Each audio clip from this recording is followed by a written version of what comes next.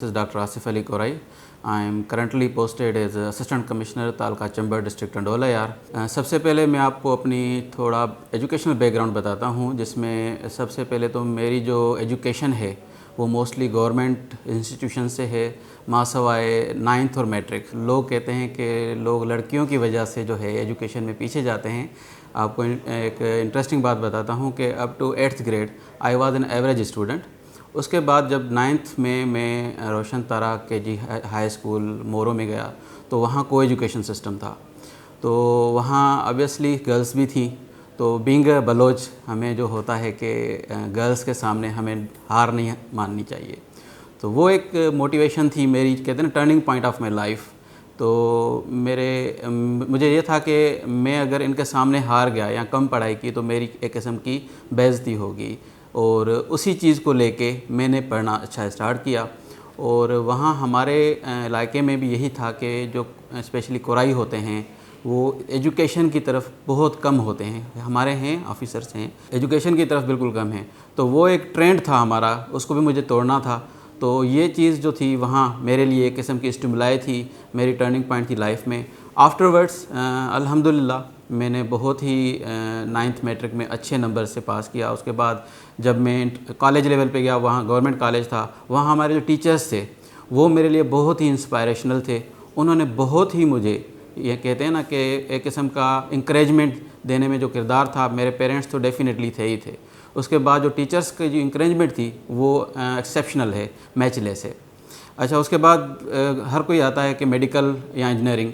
यहाँ पे मैं एक पॉइंट बताना चाहता हूँ कि हमारे यहाँ आजकल जो स्पेशली हमारे जो सिंध में है कि इंटरमीडिएट के बाद या तो हम इंजीनियरिंग की तरफ जाते हैं या मेडिकल की तरफ जाते हैं। मैं आपको इस तवज्जो से, इस चैनल की तवज्जो से ये भी आपको बताना चाहता हूँ कि खुदा को माने, ना सिर्फ दो इन फील्ड में जाएँ बल्कि बहुत से एरिनाज हैं। आजकल आर्टिफिशियल इंटेलिजेंस आपकी जो है वो बुलंदियों को छू रही है, आप उसमें जाएं, उसमें अपने आप को ट्राई करें। लेकिन हमारे यहाँ क्योंकि कैरियर काउंसलिंग नहीं होती, तो बस यही दो चीज़ें हमारे चैनल बच जाते हैं, या तो इंजीनियरिंग करनी है या मेडिकल करनी है। क्योंकि मेरा बैकग्राउंड जो था मेडिकल से था, सो अल्हम्दुलिल्लाह मैंने एंट्रेंस टेस्ट दी और फर्स्ट गो में अल्हम्दुलिल्लाह मैंने पूरे डिस्ट्रिक्ट में टॉप की। और लियाकत यूनिवर्सिटी जामशोरों में मैंने MBBS की, 2012 में पास आउट हुए। अच्छा, दूसरा जो कहते हैं ना कि दूसरा टर्निंग पॉइंट जो था मेरा सिविल सर्विसेज की जानिब आने का, वो यही था कि मैं जब 2012 में पास आउट करके बैठा तो हमारी होती है हाउस जॉब। अच्छा, हाउस जॉब और हमारे ग्रेजुएशन होने में 6 मंथ का गैप आ गया बीच में। तो फ्री बैठने से मुझे, क्योंकि फ्री बैठना मुझे मज़ा नहीं आ रहा था, तो मैंने सोचा कि क्यों ना हम इस 6 मंथ्स को मैं यूटिलाइज़ करूं to get inducted into the civil services.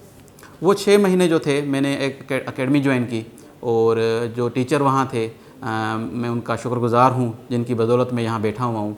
तो उन टीचर्स ने अच्छा गाइड किया और वो 6 महीने मेरे लिए बहुत फ्रूटफुल हुए। और मैंने CSS में अटैम्प्ट दिया, और ऐसे हमेशा जैसे होता है कि अनफॉर्चुनेटली ऐसे में फ़ेल हो गए और मैं रह गया। फिर मेडिकल भी मुझे कंटिन्यू करनी थी, क्योंकि हमारा जो बैकग्राउंड है वो यही था कि रोज़ी रोटी कमानी है, छोड़ना नहीं है। सो क्योंकि CSS और PCS हमेशा होता है, आप नो डाउट मेहनत करते रहते हैं, लेकिन एक लक फैक्टर जो कहते हैं हम, वो भी होता है। साथ साथ में मैं FCPS भी कंटिन्यू करता रहा, और 2014 से लेकर 2018 तक मेरी FCPS जनरल मेडिसिन में ट्रेनिंग भी कंप्लीट है। इसी दौरान, अच्छा आपको मैं एक बात बता दूं, मेडिकल की स्टडी बहुत टफ़ होती है।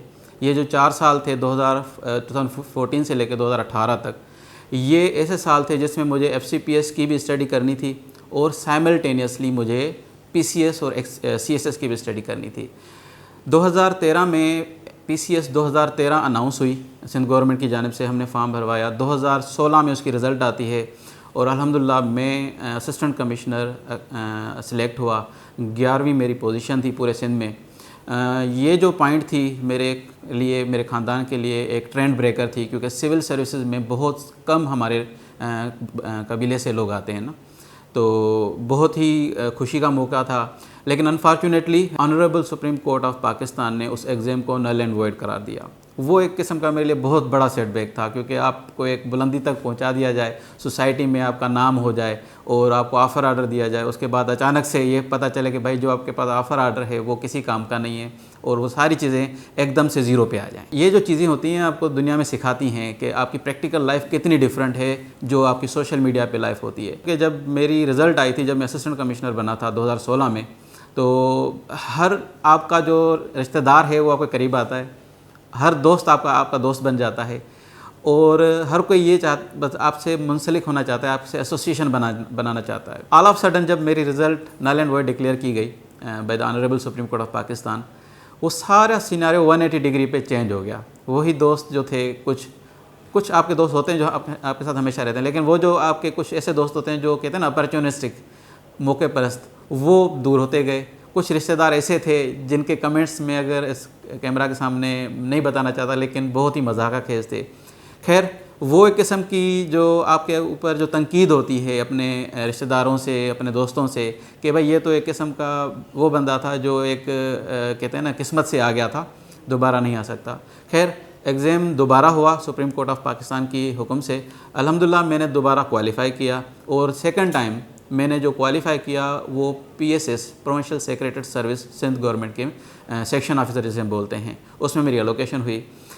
मेरी मदर का क्योंकि ख्वाब था, एक मरतबा मैं ऐसी बना था, तो मेरी मदर का यही ख्वाब था कि आप जब एक मरतबा ऐसी बने हो तो मुझे दोबारा ऐसी ही बनना है। तो उसी एंथुसियाज़म, उसी मोटिवेशन, उस इंस्पायरेशन को और उसी माँ बाप की दुआओं को लेके मैंने दोबारा मेहनत की, और अल्हम्दुलिल्लाह 2018 PCS या कंबाइंड कॉम्पिटिटिव एग्जामिनेशन में अल्हम्दुलिल्लाह मैंने पूरे सिंध में टॉप किया।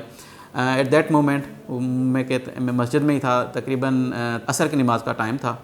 मैं नमाज़ पढ़ के जैसे ही फ़ारिग हुआ तो जुमे का दिन था, किसी दोस्त ने मैसेज किया कि रिज़ल्ट आई है, तो मैं मस्जिद में ही था।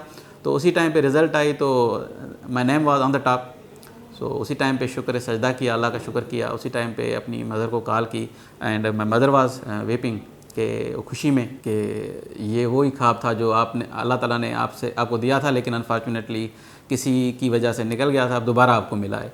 सो वो खुशी जो थी, क्योंकि आपको जो खुशी होती है आपकी अचीवमेंट से, लेकिन वो इतनी नहीं होती जितने आपको पेरेंट्स खुश होते हैं, वो आपको मज़ा मतलब बहुत ज़िंदगी का अजीब जो कहते हैं ना इमोशंस होते हैं, वो अजीब खुशी होती है। My mother died in 2020 due to corona and she is no more, लेकिन वो जो खुशी थी वो उसने देखी थी। अच्छा, उसके बाद साइमल्टेनियसली क्योंकि मैं ये सिविल सर्विसेज का कर रहा था, तो 2019 में जो PCS जो अभी हमारे DSP हजरात हैं जो सिलेक्ट हुए हैं CC 2019, उसका मैं आपको कहते हैं ना एक इंटरेस्टिंग वाक़या सुनाना चाहता हूँ कि मेरे क्योंकि एग्ज़ाम हम देते आते थे, हम छोड़ते नहीं थे ना, तो अनसर्टेनिटी होती थी क्योंकि कल दोबारा कोर्ट जो है हमारे एग्ज़ाम को ख़त्म कर दे। तो 2019 जो है वो मैंने अपीयर हुआ। उसमें सीन ये हुआ कि जो हमारे होते हैं 5 कंपलसरी होते हैं, 3 ऑप्शनल होते थे। 5 मैंने पेपर दे दिए थे, ऑप्शनल की बारी थी।